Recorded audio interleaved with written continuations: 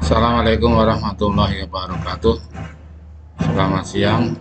Alhamdulillah pada hari ini kita bisa berjumpa kembali dalam pembelajaran pendidikan agama Islam dengan materi santun dan damai dalam berdakwah. Saya Kamal Mustafa, mahasiswa PPG Darjab tahun 2022. Pada kali ini saya akan membawakan judul sesuai dengan di atas, yaitu santun dan damai dalam dakwah, saling menasihati dalam Islam. Makna serta keutamaan khutbah, tabligh dan dakwah. Makna khutbah. Khutbah adalah pidato atau ceramah dengan syarat dan rukun tertentu. Jadi makna yang lebih spesifik lagi, khutbah adalah pesan takwa sesuai perintah Allah Subhanahu wa taala dengan rukun dan syarat tertentu. Khutbah yang dilaksanakan pada setiap hari Jumat khususnya itu adalah suatu kewajiban bagi setiap muslim. Banyak sekali keutamaan yang dapat kita peroleh pada saat kita mengikuti kegiatan sholat Jumat dan juga mengikuti khutbahnya. Yang pertama, keutamaan khutbah bila mana kita mengikuti dari awal. Pertama yaitu diampuni dosanya selama seminggu lebih 3 hari. Jadi 10 hari Allah akan mengampuni bagi mereka yang mengikuti sholat Jumat dan mendengarkan khutbah. Terus keutamaan yang kedua, setiap orang yang berangkat Jumatan dicatat pahala puasa dan bangun malam selama 1 tahun. Ini luar biasa pahalanya orang yang melaksanakan sholat Jumat dan mendengarkan khutbah. Yang ketiga, mendengarkan khutbah menjadi syarat untuk mendapat pahala sholat Jumat. Jadi dari keutamaan khutbah ini menjadi motivasi bagi kita sebagai umat muslim untuk selalu datang lebih awal ketika akan mengikuti sholat Jumat berjamaah di masjid. Kemudian makna serta keutamaan tabligh. Ini tabligh artinya menyampaikan ajaran Islam. Jadi seperti kita ketahui, kita sering melihat dan mendengar adanya tabligh akbar di berbagai daerah, yang inti dari tabligh itu adalah menyampaikan pesan-pesan dari ajaran Islam. Hukum tabligh ini adalah wajib bagi setiap muslim untuk menyampaikan apa yang sudah disampaikan oleh Allah kepada Rasulullah.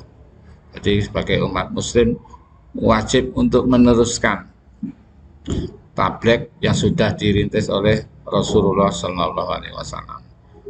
Keutamaan tabligh misalnya menumbuhkan sikap saling menasihati dalam kebaikan. Jadi dengan tabligh ini akan terjalin erat hubungan persaudaraan. Jadi menumbuhkan sikap saling menasihati dalam kebaikan ini juga menimbulkan sikap saling memperhatikan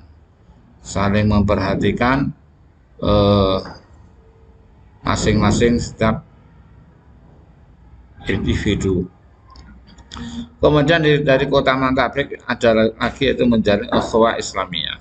Jadi secara otomatis ukhuwah Islamiyah akan terjalin karena masing-masing kita muslim punya kewajiban untuk saling menasihati.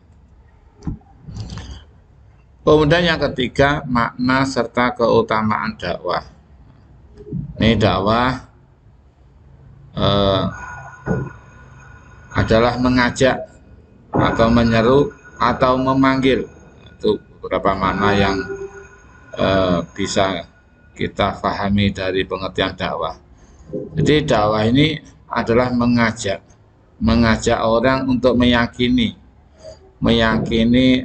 ajaran agama Islam. Jadi dakwah ini kewajiban bagi setiap muslim untuk mengajak orang lain kepada kebaikan. Keutamaan dakwah yaitu akan tersebarnya ajaran Islam dengan baik. Jadi dakwah ini dimulai oleh para wali, khususnya di Indonesia, khususnya di Jawa. Mereka melakukan dakwah di berbagai daerah dengan karakter yang mereka miliki, itu karakter-karakter yang berdasarkan Al-Quran. Jadi khuluquhul Quran, mengikuti apa yang dicontohkan oleh Rasulullah. Jadi hukumnya wajib dakwah ini. Ketentuan khutbah, tabligh, dan dakwah. Ada beberapa ketentuan khutbah. Yang pertama, syarat seorang khatib. Jadi sebelum khutbah harus kita paham dulu siapa yang boleh menjadi khatib. Syarat menjadi khatib yang pertama adalah Islam. Yang kedua, dia sudah balik. Kemudian yang ketiga, dia berakal sehat. Kemudian yang keempat, dia menguasai ilmu agama dengan baik. Berikutnya, dia memiliki akhlak yang baik. Kemudian mampu membaca Al-Quran dan hadis dengan fasih. Itu beberapa syarat seorang khatib. Kemudian syarat yang kedua, syarat pelaksanaan khutbah. Jadi di dalam sholat Jumat itu ada dua khutbah. Khutbah yang pertama dan khutbah yang kedua. Beberapa syarat khutbah, seorang khatib ini harus suci dari hadas besar, hadas kecil, suci pakaian, ya seperti halnya orang yang akan melaksanakan sholat, persis sekali dengan syarat-syarat orang yang akan melaksanakan sholat. Kemudian rukun khutbah. Ada beberapa rukun khutbah yang harus kita pahami sebagai seorang muslim. Yang pertama, pada khutbah pertama, khatib diharuskan membaca hamdalah. Kemudian membaca salawat atas Nabi, kemudian membaca 2 kalimat syahadat, kemudian membaca ayat Al-Quran. Dilakukan pada khutbah yang pertama. Pada khutbah yang kedua juga sama, membaca hamdalah, kemudian membaca sholawat, membaca 2 syahadat, kemudian membaca salah satu ayat Al-Quran, kemudian ditambah dengan berdoa di akhirnya. Kemudian tata cara khutbah. Yang pertama, sesuai dengan faham Ahlussunnah wal Jamaah, diawali dengan adzan. Adzan ini biasanya 2 kali untuk masjid-masjid ala NU. Kemudian setelah khutbah kemudian dibaca, Bilal membacakan kalimat seperti contoh ansitu dan seterusnya itu. Kemudian setelah itu berdoa, baru khatib naik ke mimbar. Setelah selesai khutbah kedua, khatib duduk sebentar sambil mendengarkan apa yang dibaca oleh Bilal. Khatib membaca surat Al-Ikhlas 3 kali. Setelah itu dilanjutkan membaca khutbah yang kedua. Kemudian tindakan makruh dalam khutbah. Jadi ada beberapa yang tidak seharusnya dilakukan pada saat khutbah, yaitu berbicara. Bagi mustami'in, pendengar khutbah, itu tidak boleh berbicara dengan orang lain,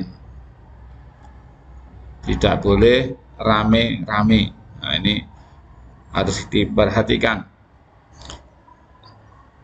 Adapun ketika kita akan mengingatkan orang lain yang sedang rame di sekitar kita pada saat sholat Jumat, cukup dengan memberikan isyarat tangan, jangan dengan kata-kata, tapi cukup dengan isyarat. Kemudian sunnah khutbah, ketika khutbah disunahkan bagi seorang khatib untuk berpenampilan yang bersahaja, berpenampilan yang berwibawa. Ini penting sekali bagi seorang khatib ketika dia khutbah. Bagi mustami'in, jamaah, diwajibkan untuk mendengarkan khutbah. Kemudian beberapa ketentuan tablek. Jadi tadi sudah beberapa ketentuan khutbah, sekarang tentang tablek. Apa saja etika dalam bertablek? Kemudian apa saja syarat mubalek? Kemudian bagaimana tata cara tablek? Apa saja etika dalam bertablek? Ini kita harus paham. Ketika bertablek itu, yang pertama kita harus memahami audiens. Karena dengan memahami audiens kita akan bisa menyampaikan apa yang harus kita sampaikan, temanya apa, yaitu melihat audiens, kemudian melihat momen yang ada pada saat itu. Apa saja syarat mubalek? Seorang mubalek yang pertama ya harus muslim, beragama Islam, dia mampu menguasai agama Islam dengan baik, mulai fikih, kemudian tentang akidah, kemudian dilengkapi tentang ilmu nahwu dan tajwidnya. Ini untuk mendukung kemampuan seorang mubalek. Bagaimana tata cara tablek? Tata cara tablek ini mengikuti yang pertama kemampuan seseorang. Ya. Jadi setiap orang itu punya karakter, punya pembawaan sendiri-sendiri. Nah, ketika bertablek ini biasanya yang paling dominan itu adalah karakternya. Sedangkan tata cara secara umum itu hanya sebagai awalan saja. Jadi yang paling dominan adalah karakter seorang mubalek. Ketentuan dakwah. Para dai pertama adalah Islam, balik, berakal, dan memahami ajaran Islam secara mendalam. Kemudian tata cara dakwah, contohnya berdakwah menggunakan perkataan yang santun. Ini perlu pahami betul dalam tentang perkataan yang santun, karena banyak sekali para mubalik itu di dalam menyampaikan materi tidak sistematis, bahkan bahasanya cenderung sulit untuk dipahami oleh para mustami'in. Kemudian etika dakwah, contohnya berdakwah dengan teladan yang baik. Jadi dakwah itu yang paling utama yaitu dakwah bil hal, dakwah dengan menunjukkan perilaku yang baik. Dengan perilaku itulah sudah merupakan bagian dari dakwah. Itu beberapa hal yang saya sampaikan terkait dengan khutbah, dakwah, dan tabligh. Kesimpulannya, tabligh itu adalah menyampaikan ajaran Islam, menyampaikan ajaran Islam kepada orang lain. Kemudian khutbah, khutbah adalah menyampaikan pesan takwa sesuai perintah Allah dengan syarat dan rukun tertentu. Sedangkan dakwah adalah mengajak orang lain untuk meyakini kebenaran ajaran agama Islam. Demikian makna dan beberapa ketentuan tentang tabligh, khutbah, dan dakwah. Mudah-mudahan hal tersebut akan menambah wawasan ilmu pengetahuan kita sehingga menambah kualitas ibadah kita. Cukup sekian, kurang lebihnya. Assalamualaikum warahmatullahi wabarakatuh.